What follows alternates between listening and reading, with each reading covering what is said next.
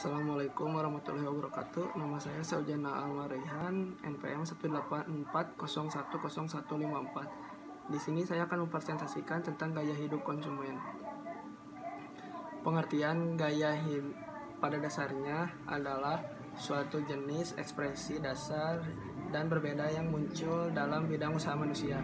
Secara gaya hidup atau lifestyle dapat diartikan sebagai bagaimana suatu pola hidup individu di mana orang hidup untuk menghabiskan waktu serta uangnya.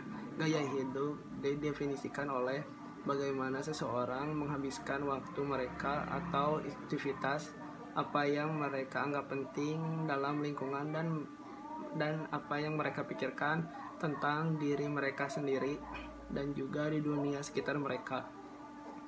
Menurut pendapat Plumer dan Asael yang menekankan bahwa ada 3 hal yang penting dapat digunakan untuk mengevaluasi gaya hidup konsumen sehari-hari, yaitu apa yang mereka rasakan, bagaimana sikap opini mereka terhadap berbagai fakta kehidupan. Dari beberapa definisi di atas dapat disimpulkan bahwa gaya hidup adalah gambaran atau bagaimana seseorang mengekspresikan dirinya, yaitu bagaimana gaya hidup memanfaatkan hidupnya, menghabiskan waktu, uang, energi, dan merefleksikan nilai-nilai, rasa, dan kesukaan. Terus yang kedua, pengukuran gaya hidup.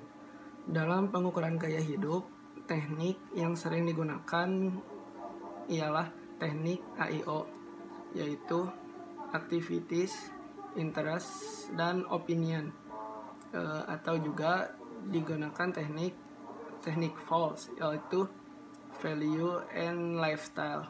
Yang pertama, mengetahui gaya hidup konsumen dapat dipergunakan pengukuran psikografis yang berisi pernyataan-pernyataan yang dirancang untuk menilai gaya hidup sasaran, karakteristik kepribadian, dan karakteristik demografi.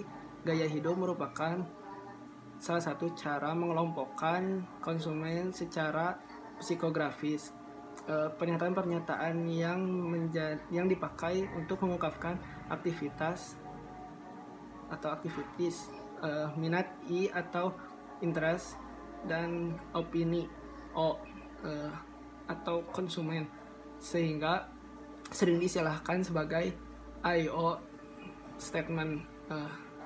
Pernyataan aktivitas menanyakan apa yang dilakukan konsumen dan apa yang dibeli konsumen dan bagaimana konsumen menghabiskan waktunya.